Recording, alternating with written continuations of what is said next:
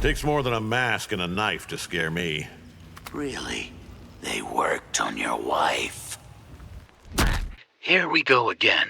In July of 2024, I released the Ultimate Mortal Kombat Guest Character Tier List, where I analyzed and ranked every guest character up to that point. This video has become the most successful on my channel, and it's not particularly close, having amassed this many views. With 3 new characters recently joining the MK universe, and based on these comments, I figured, hey, why not give the people what they want? So here we are again to rank Ghostface, Conan the Barbarian, and the T-1000 from MK1 from S, which is the best, through D, which is the worst. As a quick refresher, I will be judging these characters based off of their backstory, ending, special moves and finishers, design, and faithfulness to the source material.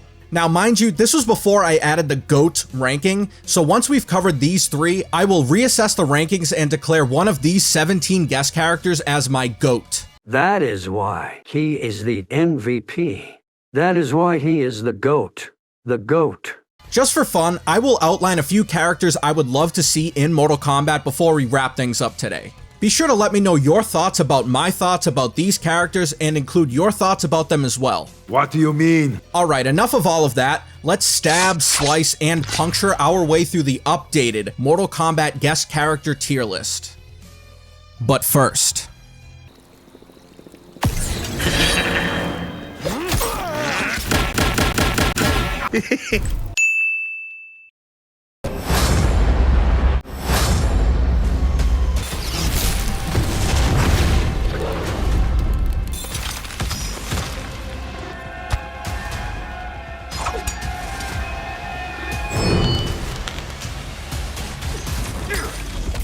Fight! Mortal Kombat 1 DLC was an absolute certainty following the game's release in September 2023. The official announcement and reveal arrived at San Diego Comic-Con on July 26, 2024. While rumors had been swirling around the potential guest characters included, and incredibly accurate rumors might I add, NRS confirmed that Ghostface of the Scream franchise, Conan the Barbarian of the Conan franchise, and the T-1000 Terminator would join those other 3 characters as part of the Chaos Reigns DLC. These 3 guests would launch in that exact order, meaning Ghostface was up first, set for early access release on November 19th and to everyone else on the 26th. Now, I will admit outright that I made a short about this concept, and let's just say it aged like milk. Roll that tape. Ghostface is heavily rumored to appear in Mortal Kombat 1 Combat Pack 2 based on leaked character interactions. But does it make sense? We've seen Jason Voorhees, Freddy Krueger, Leatherface, and other horror icons appear in the series, but Ghostface does not equal the others. Seeing Jason with his machete, Freddy with his knives, and Leatherface with his chainsaw made sense, but how can Ghostface kill this with a hunting knife? Ghostface is realistically just a human in a costume. We've seen multiple characters don the iconic mask, and while I'll admit the character can talk some serious trash, Ghostface has 0 supernatural abilities. What are your thoughts? Of all the idiotic, moronic fools! I'm pretty sure one of Ghostface's fatalities explicitly references this video. He's a dude with a knife! But how can Ghostface kill this with a hunting knife? But that may just be my ego getting the better of me. Anyway, I was clearly apprehensive about this character, but each passing trailer steadily increased my hype levels. This collaboration would be specific to the Paramount-owned Scream franchise, as noted here, meaning it would feature meta references and the incredible voice of Roger L. Jackson. Do you like scary movies? NRS posted several teasers, including this one, which gave us a sneak peek of the different mask options that would be available in this Scream-esque horror movie trailer. We progressively learned more about what this character would offer from an aesthetic and story perspective as time went on. First and foremost, let's tackle the character's backstory as it pertains to the MK universe, because damn. Now, I know most of you are probably already familiar with Ghostface, but just a fair warning that this segment will spoil a decent amount of the Scream franchise, so you might want to skip to the next section to avoid those if you haven't seen the movies yet. I'll give you exactly 4 seconds. Alright, The basic gist of Ghostface is that it's not one single person, but more of a persona that anyone can assume with sinister and gruesome intentions. There was much debate about who Ghostface could be in this game. I even posted a short theorizing the 3 possibilities I saw as the most likely scenarios. The least likely theory is that Ghostface is an entirely new character exclusive to MK1. I could see a scenario where NetherRealm makes this character more viable and stronger in the universe, since whoever wears the mask is usually just a normal person with a knife. Theory number 2 is that one or many Mortal Kombat characters is Ghostface. With the slasher constantly changing identities, this could be a fun way to incorporate other obscure characters into MK1 from a meta perspective. The most likely theory, in my opinion, is that Ghostface could be a character from the Scream franchise, most likely Billy Loomis and or Stu Macher, since they are the originals. Sure enough, it ended up being a combination of 2 because this game has 3 Ghostfaces. The leader is Billy Loomis, who was one half of the Ghostface duo in the first film, with the GOAT Stu Macher being the other half. But wait, you said 3, so who are the others? Are they other Ghostfaces from other films? Great question, but no, it's even better. The other 2 Ghostfaces are Cobra and Kira, as revealed here in the Combat Cast. And in the game, the original Ghostface from Woodsboro has recruited 2 members of Kano's Black Dragon. We're going to call them the Black Dragon Enforcer and the Black Dragon Assassin. We will get into the additional evidence of this in a little bit. But yes, these are your 3 MK1 Ghostface characters, unless you count that one intro in the mirror match. Is that you, Billy? Of course it is, Stu. The character's bio from the official website reads as follows. The many killers who have worn the Ghostface mask all share a horrifying trait. They take perverse joy in inflicting pain and taking lives. Armed with a menacing knife, an encyclopedic knowledge of horror films, and a psychopathic compulsion to torture, Ghostface has become an infamous symbol of terror. No sooner did Ghostface arrive in the new era, then dead bodies began to pile up. Panic has seized the realms as its citizens fear for who might be the serial killer's next victim. Unfortunately, that doesn't give us additional details about Cobra and Kira's involvement, nor does the ending, which is as follows. 1 minute, I'm in Woodsboro, closing in for the kill. Then the next, somehow, I'm here. How did it happen, and why? Don't know, and I don't care. What I do know is I'm gonna sink my teeth into this plot twist. But people here don't know me. And if I'm gonna relish making mayhem, I need 'em fucking scared. Live streaming some kills will do the trick. The shredded flesh and splattered blood will go viral. And that's when the fun really begins. I can't wait to start stacking bodies, to see the eyes go dark as they die. I do this right, someone will want to turn it into a video game. And they say I'm a psycho. The ending completely glosses over how Billy Loomis found his way into the new era. Evidently, Billy was transported to the new era during the climax of the first film, but that doesn't stop him from his goal of amassing a body count. Ghostface live streams a spree of eliminations, with the chat clearly in emote-only mode. We then see the slasher creeping up behind Johnny as he plays as Ghostface in a Dead by Daylight type game, noting that if he does everything right, someone will want to turn his vicious crimes into a video game. The meta references are already insane, but that's only the beginning. And they say I'm a psycho. Getting to Ghostface's attacks, special moves, and finishers, there's a lot to unpack here. Since there are 3 characters donning the mask, we have 3 distinct versions. Regular Ghostface, aka Billy, Assassin Ghostface, aka Kira, and Enforcer Ghostface, aka Cobra. Beginning with Nancy and Hank Loomis's Angel, Billy is the straightforward Ghostface you would have expected if this were a standalone character. Here's a complete look at his special moves, and I will chime in for the more complex ones. The Father Death,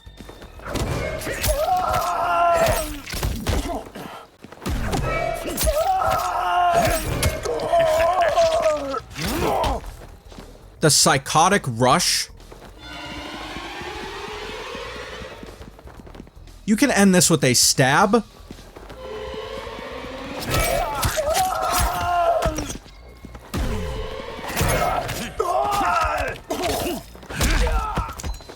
Pounce.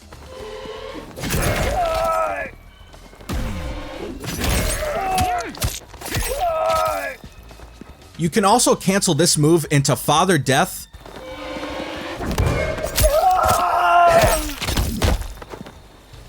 Backstage Pass. And Psychotic Dive. And you can cancel it entirely. Speaking of Psychotic Dive, this move puts him into this prone stance where he can sweep, stab,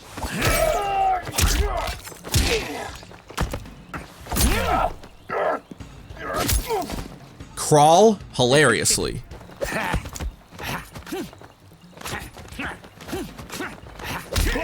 and return to his feet.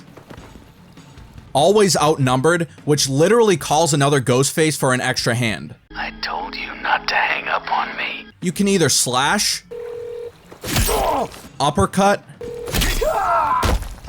delay,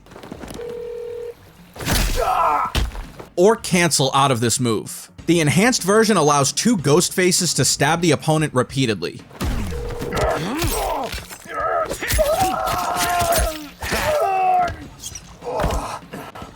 Backstage Pass, which is a teleport similar to Jason's Lake Mist move from his Relentless MKX variation. This allows you to get behind your opponent followed by an attack, move further away, or just do nothing at all after the teleport. Before getting to the other Ghostfaces, there are 3 ways to switch between the different versions. By holding L1 or left bumper while performing a throw,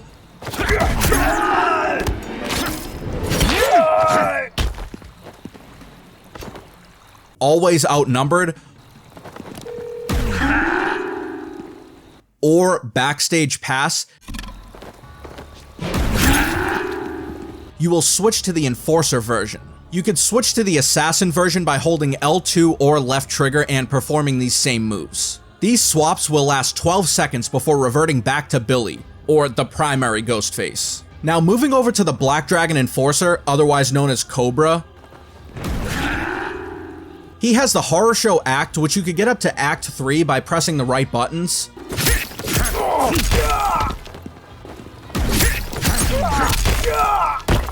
The Black Dragon Smash. And the Windmill Kick.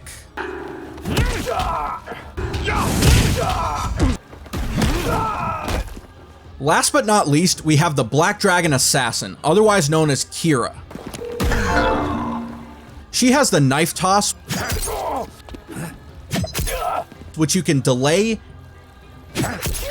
advance, and retreat. You can also throw multiple knives. Her moveset rounds out with the Black Dragon Ball,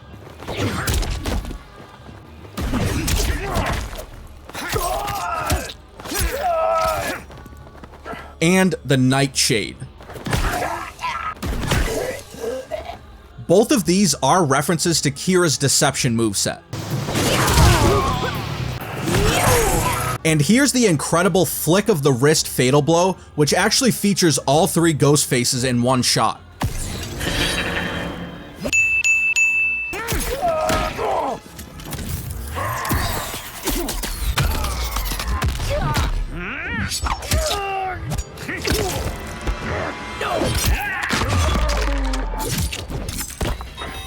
Now for Ghostface's finishers. There are 11 in total, 8 brutalities, 2 fatalities, and 1 animality. Let's kick it off with the fatalities. And I do apologize for the slight spoilers for the T-1000, but he doesn't bleed, and Reptile's been through enough. The first is called Slashing the Fourth Wall. Many of you out there think this is the best guest character fatality of all time, and it's hard for me to disagree.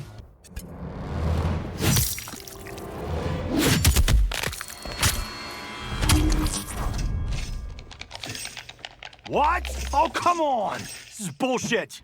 He's a dude with a knife! Fatality. Ghostface wins. Ghostface's second fatality, called planning the sequel, is definitely the more gruesome of the two.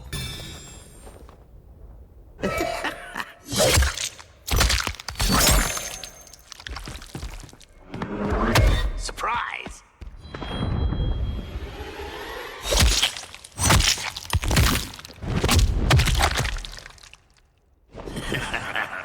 Fatality. Ghostface wins. In Ghostface's Animality, the character becomes a condor, which eats the opponent before ripping out their spine and head.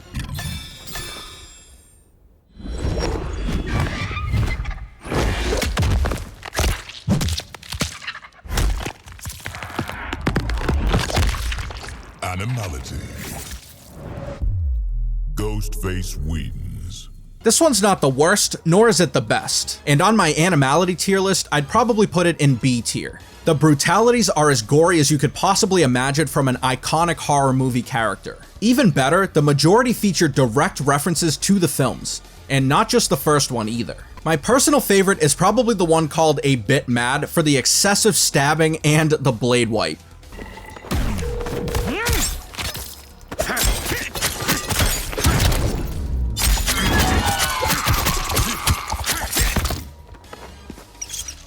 This is my movie. Moving to Ghostface's design, I must say that this character floored me from both a gameplay and an aesthetic standpoint.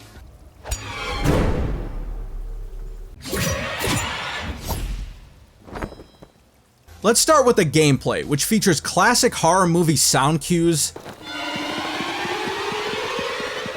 attacks, a literal early 90s type phone, and above all else, brutality. NRS nailed this character, from the subtle movements to the clash animations.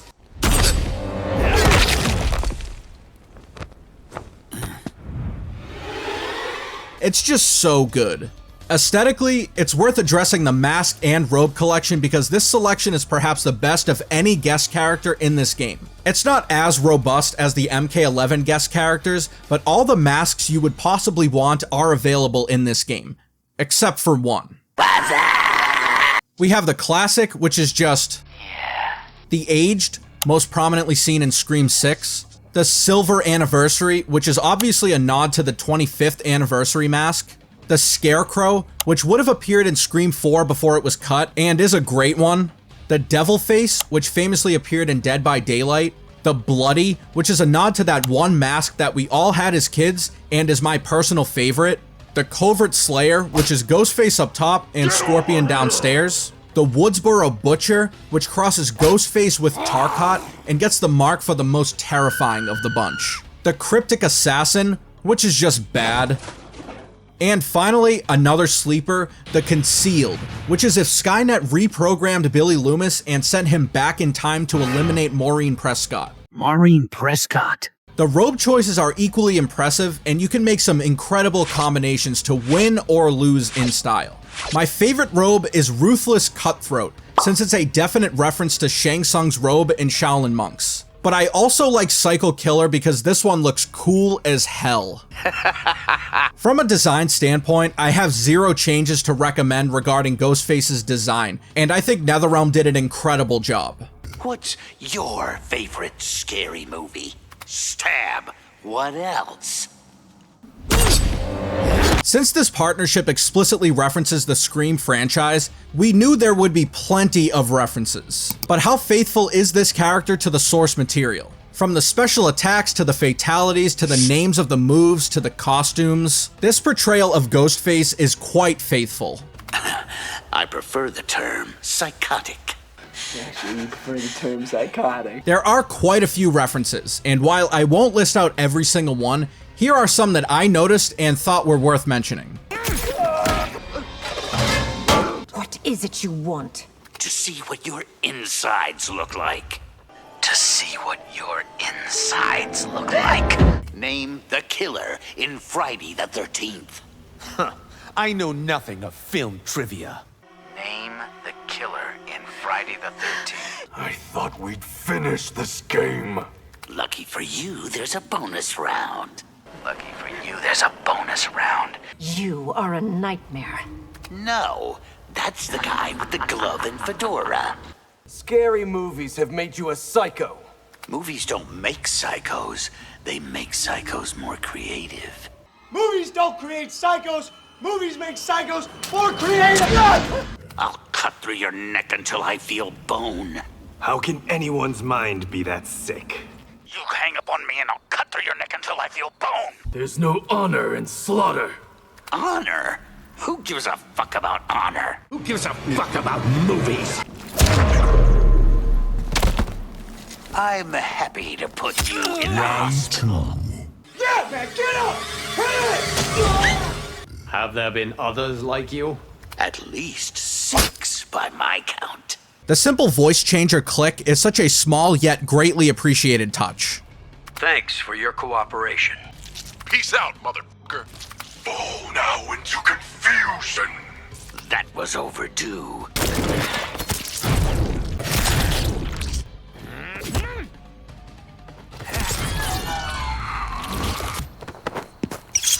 The patented knife wipe is front and center,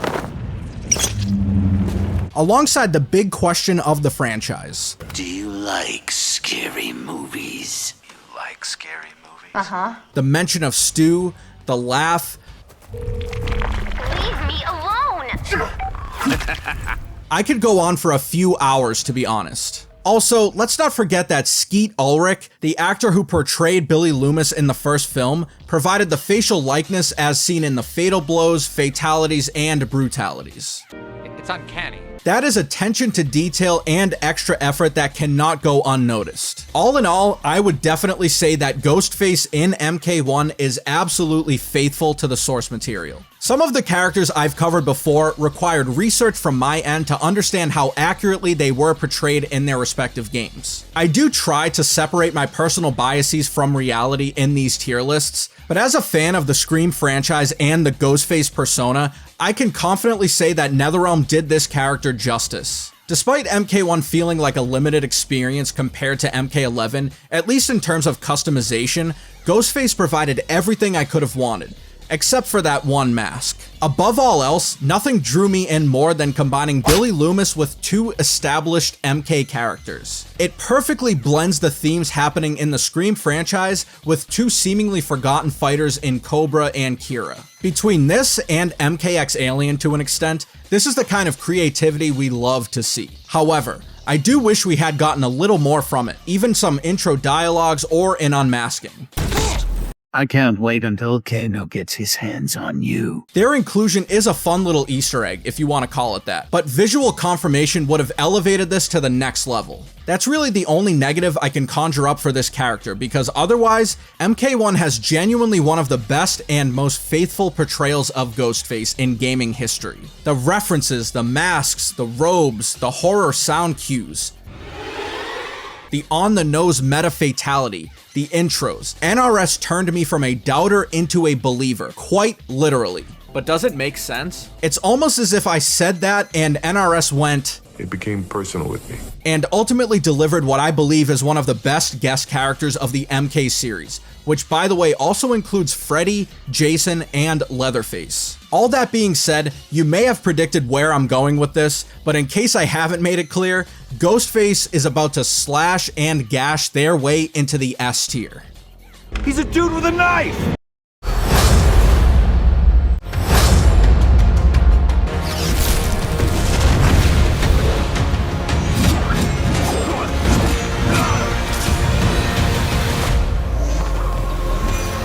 Fight!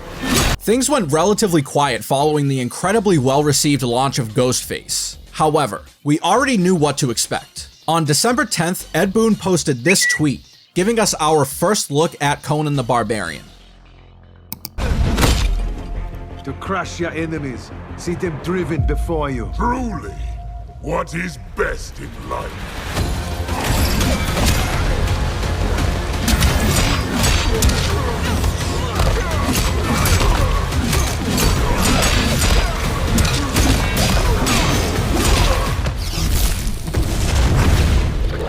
Now, full transparency, of all the guest characters in this game, I was the least excited about Conan. I think most would agree that the hype levels for another Arnold-inspired fighter were low, especially since Conan hadn't been in the spotlight for some time. Coming off the high of Ghostface, I wasn't sure what to expect, and the initial teaser didn't blow my mind, so I was lukewarm about it. Then, the first official teaser landed, and I steadily warmed up to Conan because hey, who doesn't love Arnold? I did watch the movies, but it had been a while, so I had to re-watch them to prepare myself. Despite posting the first teaser on December 10th, Conan wouldn't arrive in-game for early access until January 21st, and the wide release would follow on the 28th. Although I was way more excited for Ghostface, based on NetherRealm's track record, I wasn't down on Conan by any means. But where and how does he fit into this universe? Let's find out. Conan's presence in the Mortal Kombat universe is pretty straightforward. The character's bio reads as follows. Born on a battlefield, Conan the Barbarian was destined to tread the jeweled thrones of the earth under his feet. His village destroyed and parents slain by the malevolent warlord Thulsa Doom, Conan is sold into slavery. In captivity, Conan grows into one of the most formidable warriors the world has ever seen through relentless toil and combat. Upon being freed by his master, Conan embarks on a quest for vengeance, his journey culminating in the defeat of Doom, liberating thousands from his sorcerous grip. Now, Conan stands ready to defend Earthrealm against the vile beings that mean to conquer it. That description gives you an idea of what the Conan character is all about, and evidently, he found his way to Earthrealm and plans to defend it. If you're here to make trouble, I am here to help. His cinematic tower ending further justified his presence in the MK universe. From the time he encountered the mysterious Yorg Kosha, my master has known other worlds and other planes exist. Long has he dreamed of visiting them and availing himself of their pleasures. So when he learned that one of these worlds faced an unimaginable evil, he did not hesitate to heed its call for aid. But even his wildest imaginings could not prepare him for these gigantic, hideous beasts. If not annihilated, they would consume this world. And after that, fill their bellies with ours. Pleased with his new allies, and eager for the adventure this new world afforded, Conan chose to stay here once the battle was won. Many wars did he fight. Honor and fear were heaped upon his name. In time, it became legend.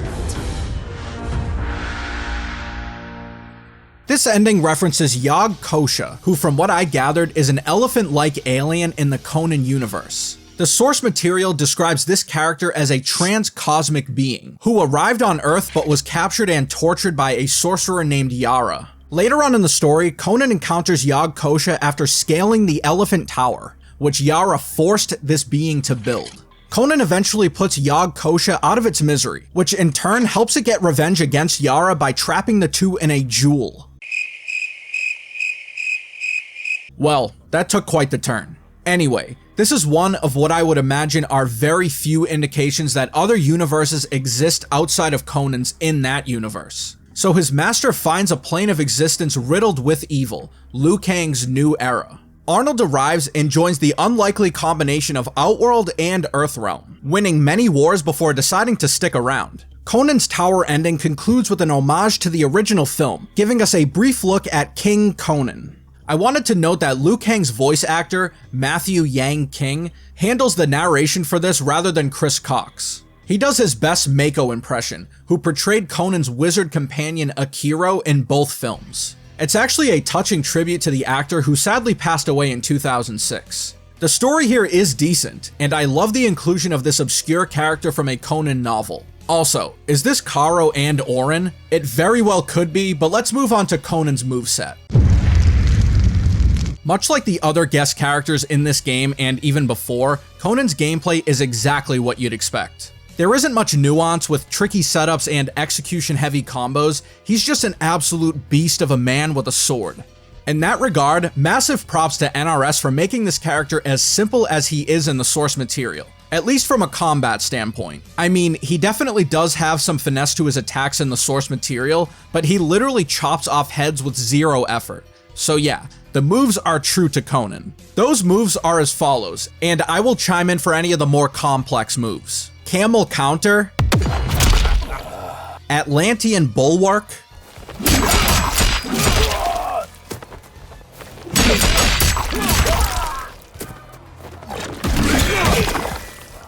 Destroyer's Drop, Skyward Guardian, Cimmerian Rising,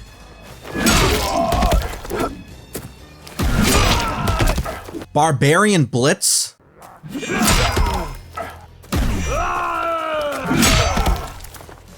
Barbarian's Blade,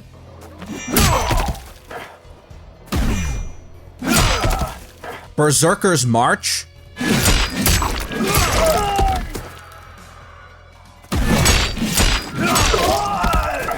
Crom's Curse, which resurrects Conan and leaves him with 5% health. This can only happen once per match.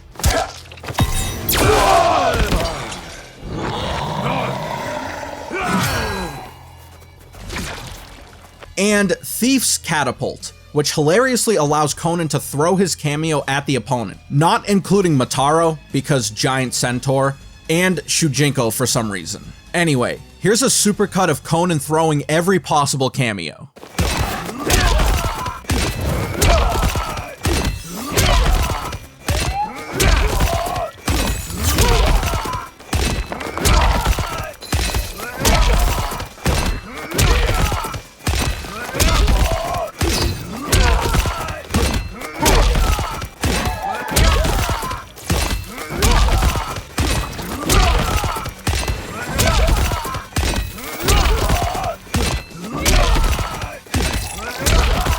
Here's Conan's throw, and his absolute cringe-inducing fatal blow.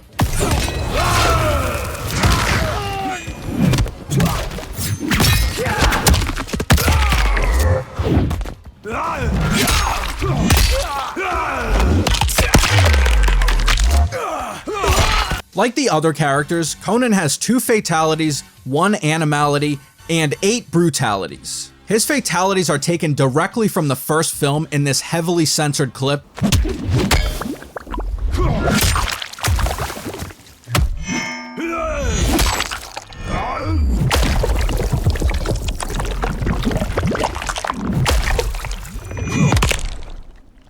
Fatality. And this heavily censored clip.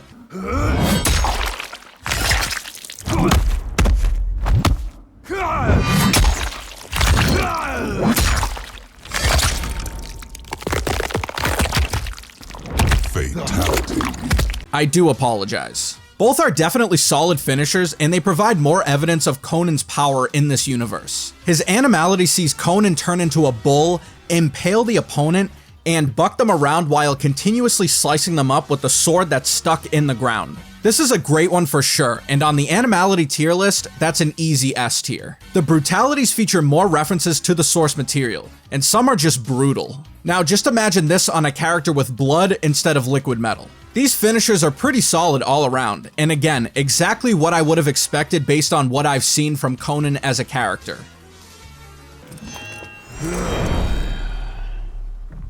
From a design perspective, Conan is a what you see is what you get character. Oily muscles, shredded physique, and minimal clothing. In that regard, Conan is solid, and I'm not just talking about his build. And that's what we call a pump. His gameplay is true to form. The way he moves, this hilarious run maneuver,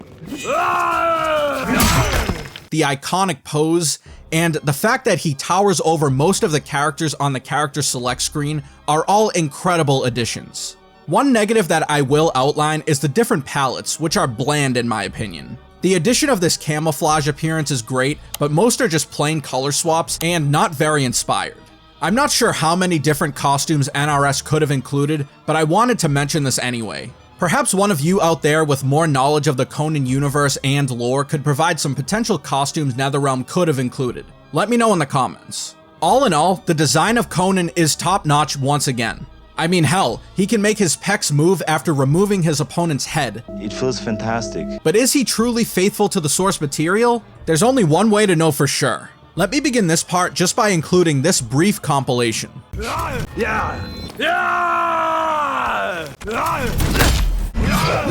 This Arnold grunt is something I would mimic throughout most of my life, even to this day. I'm sure some of you out there watching have done the same, but this seemingly small incorporation is exactly what NetherRealm always nails about these characters. The Conan model also looks great, since it utilizes Arnold's likeness, but it's about time we address the voice acting. Despite Arnie's Terminator being one of my favorite movie characters of all time, I ranked him lower than I would have liked primarily because of the voice acting performance. I have no record of a previous encounter. I don't hate the T-800's voice or anything, but I think it's challenging to capture the specific emotionless tone required for the Terminator. The VA from that game, Chris Cox, returned to voice Conan in this game, and I'm happy to report that this is an improvement. What the hell are you wearing?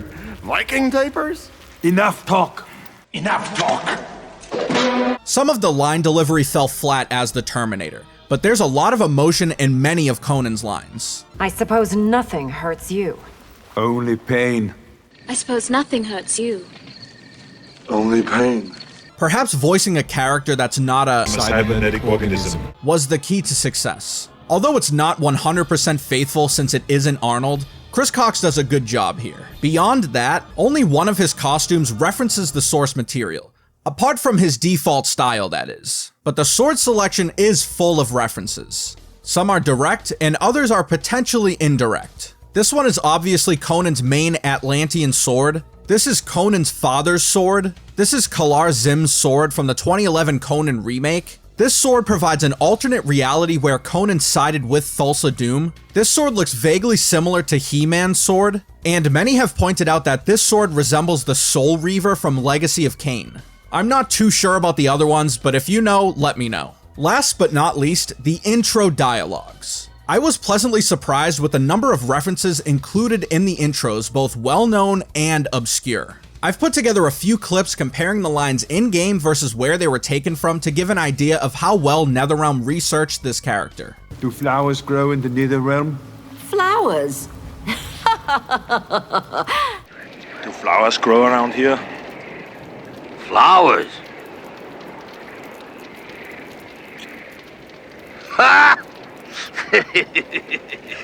No one will remember if we were good men or bad.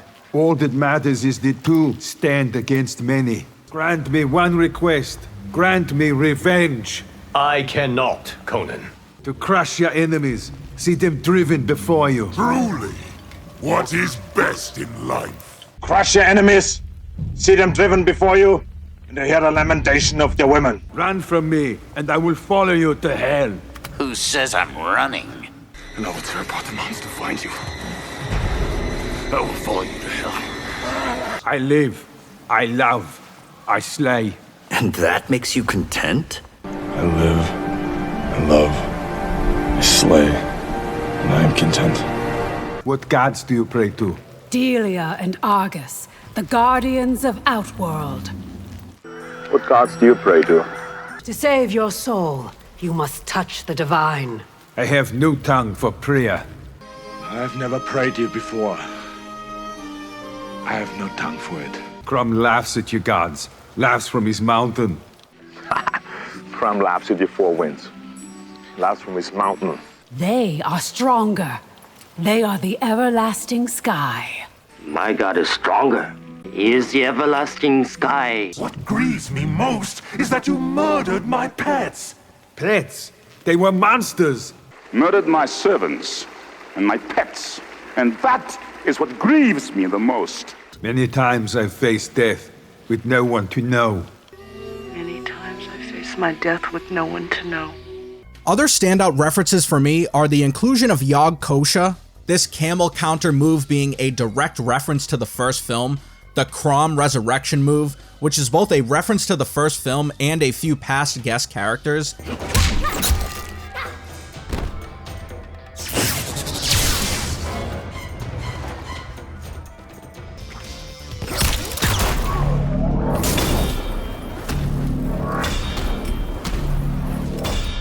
And I'm sure there's plenty more.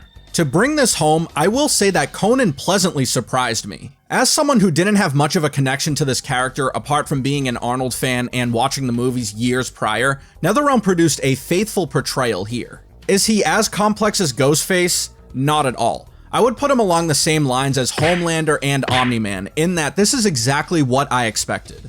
He looks great, has some seriously powerful moves, and you just really know what you're getting here. The only weak spot I can identify is the costume options, but I'm not sure how many iconic outfits Conan is known for throughout the various movies, comic books, and such.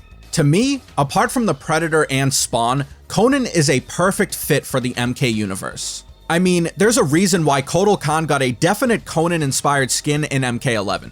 Even leakers and data miners originally weren't sure which of the two would be in MK1. I love the deep cut references because those who know, know, and those who don't have to dig to understand where these references originated. Conan the Barbarian is a testament to the developer's ability to make an otherwise basic character that much more interesting in a fighting game. He's definitely a step above the Terminator, but not quite on the S tier level for me, which means Conan fits perfectly into the A tier. Although I have some minor issues, NRS did a great job.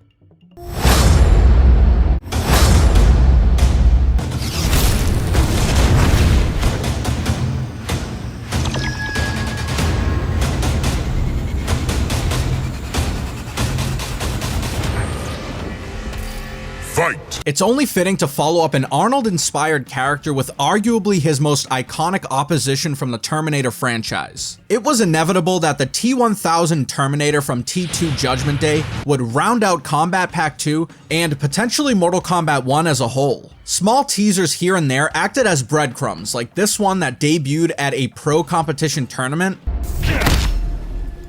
Oh, what a waste. Megastar looks on an asshole evil robot. What is a megastar?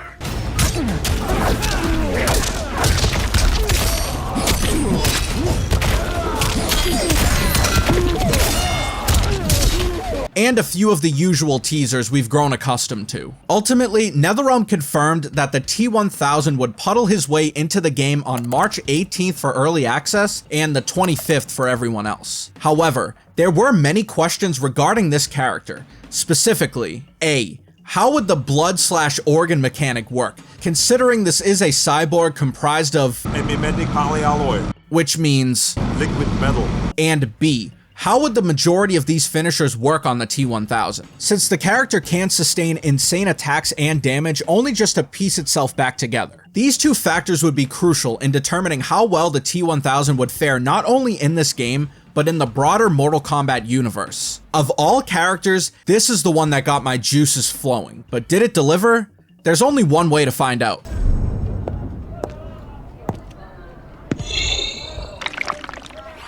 Since time travel is a central component to the Terminator storyline, the writers had it easy with the T-1000. But before we get there, this is his bio as displayed on the Mortal Kombat website. It was sent into the past with a clear mission, to ensure the supremacy of machines over humanity and to eliminate John Connor, the future leader of the human resistance. The liquid metal machine can imitate any object with an identical mass ratio without the need for complex moving parts. The virtually indestructible T-1000 can shapeshift into other people, perfectly mimicking their appearance, behavior, and voice, making it an extremely difficult opponent to detect and defeat. It also has the ability to transform into objects by converting parts of itself into formidable weapons, such as creating a deadly blade from an arm and regenerate itself after sustaining physical damage. With its advanced intelligence and metamorphosis capabilities, the T-1000 embodies the ultimate evolution of assassination technology. Like Ghostface, the ending doesn't offer much of an explanation as to how or why the T-1000 is present in the new era, but the ending is actually pretty insane. How the Terminator came to this timeline is unknown. The danger he poses to it, sadly not. As he began his murderous rampage, all in the realms stood horrified. All that is, except Sector. To her, he was the perfect weapon. One that once added to its arsenal would make the Lin Kuei invincible. Upon capturing him, Sector worked feverishly to commandeer the Terminator's cybernetic mind. But she underestimated his machine intelligence.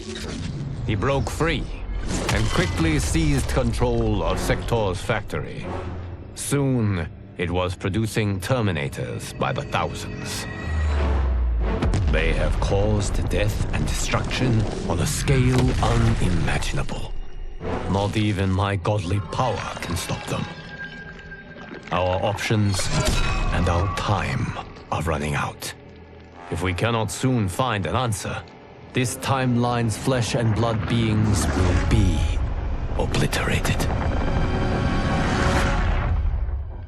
Although I don't know that I'd buy the T-1000 willingly agreeing to work with Sector, it sets up a solid outcome. It shows the Terminator's ability to put up this facade while never losing sight of its mission or programming. We don't know its mission priority in this universe, but the T-1000 mass-producing Terminators to take over the new era fits perfectly into the recurring storyline in that universe. I also think it might be a nod to this line from MK11. Take me to Sector's factory. And let you revive the cyber menace. You have no choice. Either way, it's a solid arcade ending, even if there are some lingering questions of logic.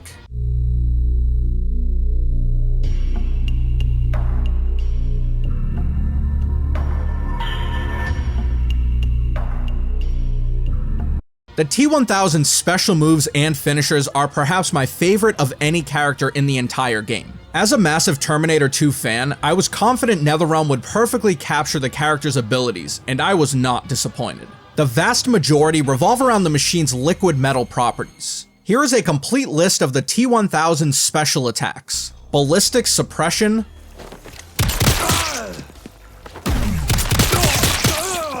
Ballistic Approach,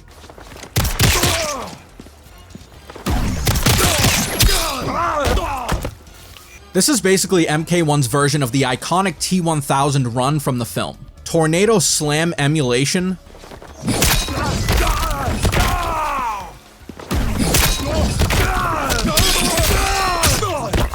this is an unmistakable reference to Cabal and Mavado's hook swords, specifically Cabal's throw from MK9. Acute Angle Hooks, Wrath Hammer Emulation,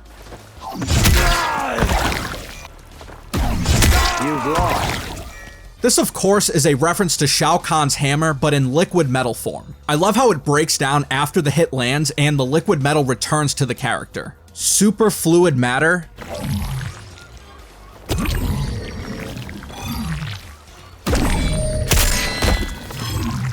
this is basically the Glacius Puddle move from Killer Instinct. You can convert this into a porcupine-like attack,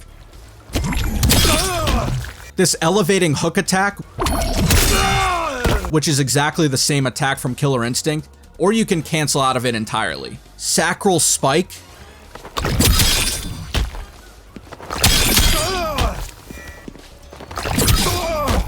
Massive Droplet. You can enhance this attack to stay in the superfluid matter state after hitting the opponent.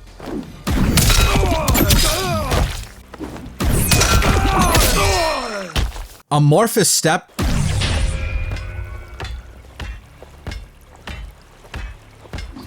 This is a sick armored move, a la the T-1000 walking away from the truck explosion that you can cancel into the hooks, a suplex, or the puddle move I mentioned earlier.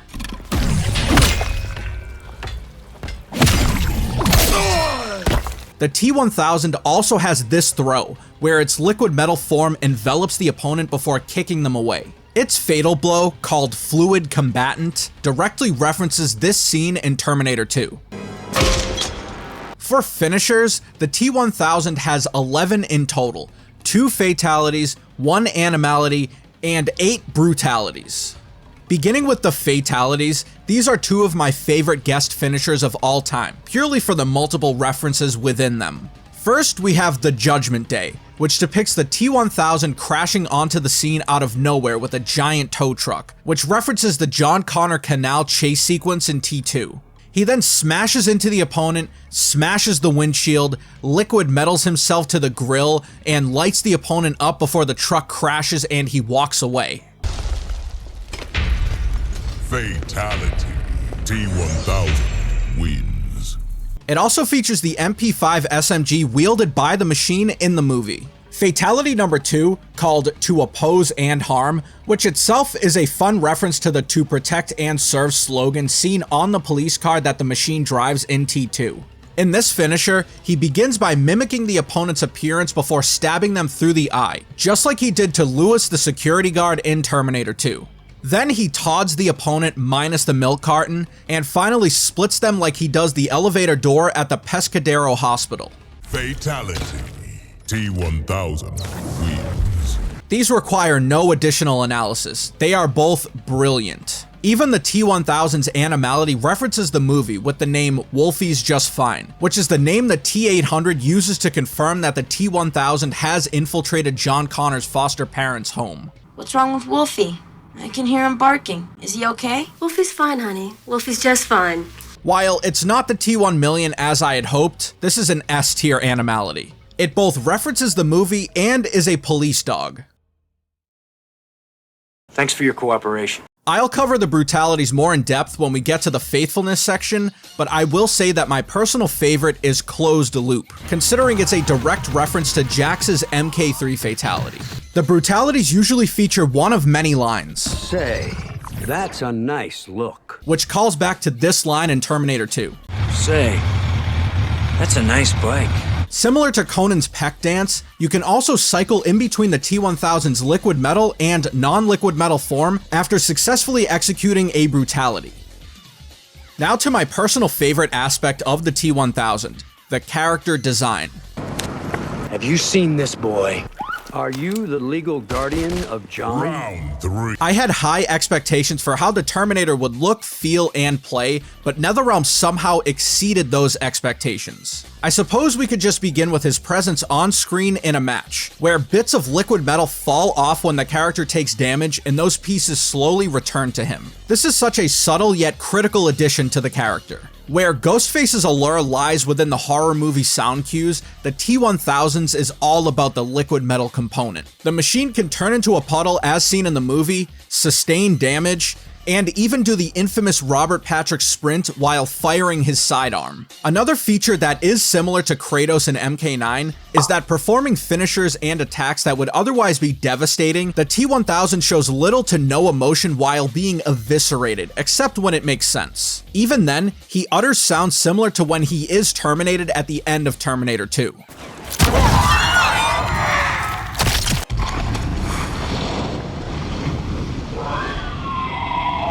Beyond the reactions, the T-1000 possesses no skin or bones during fatal blows and finishers, making it again true to the source material. The T-1000 also has this staff in his arsenal of weapons. Depending on how you look at it, this could either be Jade's staff, or this metal pole that it uses as a weapon toward the end of T2. And there's the incredible connection to Glacius as I mentioned earlier, which is just such a cool nod and design decision. Lastly, on the design front, we can briefly touch on the costumes, which honestly aren't anything too crazy but are cool nonetheless. I'm partial to the default and police helmet with sunglasses look since they both appeared in T2. Others that stand out are the crossing guard, English policeman, and future cop. The skins are just different colored police uniforms, which are just fine.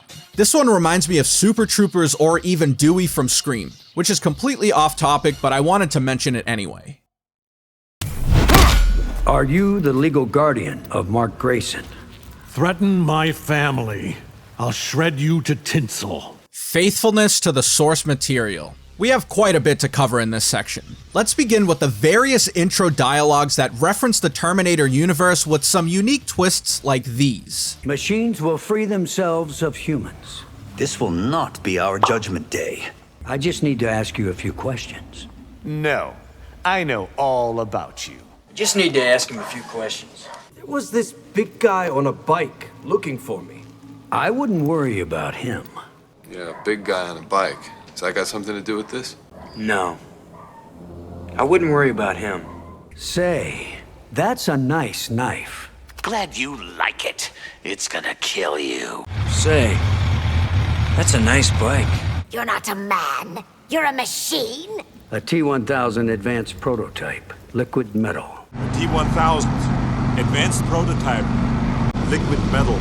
You look like the T-800. T-800. Is that another machine?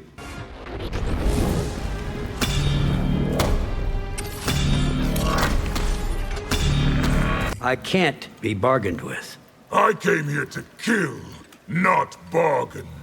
It can't be bargained with. It can't be reasoned with. There's even a reference to the fact that Robert Patrick plays John Cena's father in Peacemaker, which is hilarious. Why are you staring at me? Because, man, you look just like my dad. That's not even all of them, but you get the point. We also have this incredible use of the character's voice mimicry when interacting with Sindel. Don't lie. Katana's here. I heard her. That was me. This might be my favorite interaction in the entire game. There's the victory screen where the T-1000 poses as the character it terminated, the character select screen where the machine emerges through a time portal, the intro cinematic on both offense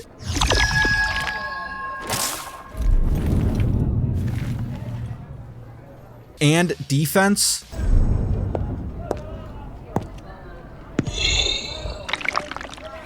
the many Skynet references. You aren't in Skynet's files. Not magic. Skynet. Skynet wants Compound V. Skynet wants you dissected and analyzed. Nothing here threatens Skynet. Skynet sent you to terminate me. The nod to the T-1000 having an extra arm as seen in the helicopter chase sequence, the in-universe references to the T-800 being in the previous game. You are not the first Terminator I have faced.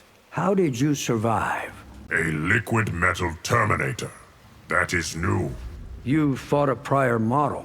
Everything down to the simple walking animation is perfect. They even got the original T-1000 actor to reprise his role and do the voice work in this game. We also have this, which is either a reference to Wayne's World or T2, but that's open to interpretation. Was I disappointed that we didn't get a reference to Chrome? Maybe a little bit. But that's just one of a few knocks I have against the machine's design. There is just so much packed into this character that I may not have even scratched the surface. But I think that gives you a good idea of how much thought and effort went into the T-1000. The character's design and faithfulness to the source material are top notch. I can't in good conscience leave out this incredible callback to MK11. Stay clear of the Lin Kuei. Who is Lin Kuei? You'll help me fight the Lin Kuei. Who is Lin Kuei? Man, I thought I enjoyed this character before, but reliving everything and piecing it all together somehow increased the T-1000's stock. I'm honestly not sure what else I can say that I didn't cover in a previous section. NRS has impressed me with every guest character in this game, but it felt different each time. The T-1000 is a character I've always felt would fit perfectly into this universe, and it turns out I was right. Perhaps my own biases are coming into play here, but this is a damn near perfect character, just like Ghostface. Is the T-1000 as complex? Maybe not, but what the developers provided here absolutely did justice to one of my favorite evil characters in film history. The T-1000's presence in this universe just feels right. The references are on point, the gameplay is some of the most fun I've experienced in a fighting game period, and although the character lacks a bit cosmetically, the other aspects more than make up for that shortcoming. And I mean, you can pair him with Stryker and make the perfect buddy cop duo. Police brutality! In case I didn't make it clear, the T-1000 is one of the easiest S tiers of all the guest characters covered so far. Tiger's fine, honey. Tiger's just fine. Now, with a total of 17 guest characters ranked, let's recap the list before picking a GOAT and highlighting a few characters I'd like to see in the future. The S tier includes Kratos from MK9, Predator and Alien from MKX, Spawn and Rambo from MK11, and Ghostface and the T-1000 from MK1. The A tier includes Jason Voorhees from MKX, Joker from MK11, and Omni-Man, Peacemaker, and Conan from MK1. The B tier includes Leatherface from MKX, the T-800 and RoboCop from MK11, and Homelander from MK1. And finally, last and definitely least, Freddy Krueger rounds out the C tier. As for the GOAT, this was a 4-horse race. I narrowed it down to the Predator, Spawn, Ghostface, and the T-1000. It was a tough decision because all 4 are incredible, and I'm sure many of you will disagree, but the T-1000 is my GOAT. The GOAT. The GOAT. The GOAT! The GOAT. The GOAT. The GOAT! To keep this short, the references, gameplay, Mortal Kombat influenced moves, emotionless reactions to attacks, and Robert Patrick's facial likeness and voice sealed the deal for me. Are you as nourishing as you look? No. I wish I could make Ghostface and the T-1000 GOATs, but if I'm forced to pick one, I'm picking the T-1000. Before we get out of here, I'm gonna outline my personal guest character wish list. I know this concept has been done to death across the internet, so I'll keep this relatively short. Number 1 is Doomslayer / Doom Guy. This is a popular pick from what I've seen, but Doom is the first game I can remember playing as a kid, and this character was tailor-made for Mortal Kombat. He fights demons in hell, has an incredible look, and feels like an easy plug and play into this universe. He's not much of a talker, at least he wasn't until Doom Eternal, and perhaps we'll see more of that in the upcoming Doom The Dark Ages. Apart from the whole speaking thing, which wasn't an issue for Jason, Leatherface, Alien, and Predator, Doom Guy is the guy. Number 2 is Duke Nukem, another series that I grew up with. These two characters are similar in what they bring to the table, and by that I mean their weapon selection and style of game. The clear difference here is that Duke actually speaks and would have some killer lines. Hail to the king, baby. Fatality. The only issue is that the Duke Nukem character and franchise hasn't been relevant in over a decade, so he is definitely less likely than Doomslayer. But I'd still love to see it. Number 3 is the Shredder. This is another popular pick that is unlikely to happen, but hey, it's a wish list for a reason. The Shredder's aesthetic and voice would fit perfectly into the Mortal Kombat series. The blueprint for this was already sort of laid with the Predator, since they both have spiked gauntlets as weapons. I would say there's a non-0% chance this could happen, since the Ninja Turtles did appear in Injustice 2, but with the violence, I would say it's a long shot. And finally, wishlist character number 4 is a tie between the many females requested over the years. It feels bizarre that we have yet to see a single female guest character in Mortal Kombat, depending on where you fall in the whole xenomorph gender conversation.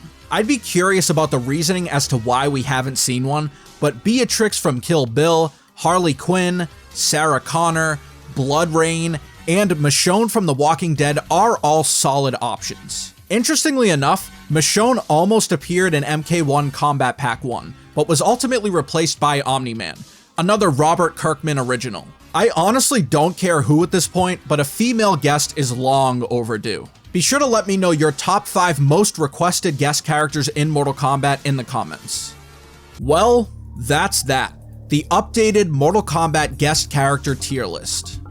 Don't you watch scary movies? Round 2. Overall, I am still all in on this idea and feel it's one of the best concepts going in the series. It fulfills that fantasy of I wonder how X would play in a fighting game, which no other series does like MK. Now I see something silver. You won't be back. Crush your enemies. I can't wait to see the next guest character in an NRS game, whether it be Mortal Kombat or Injustice. Now is your chance to voice your opinion. How do you feel about Ghostface, Conan, and the T-1000? Are any of them atop your rankings? Who would you pick as your GOAT MK guest character? Let me know your answers in the comments, and while you're at it, comment your best Arnold in the comments section down below. As always, until next time, thanks for watching, and I'll be back with another video soon.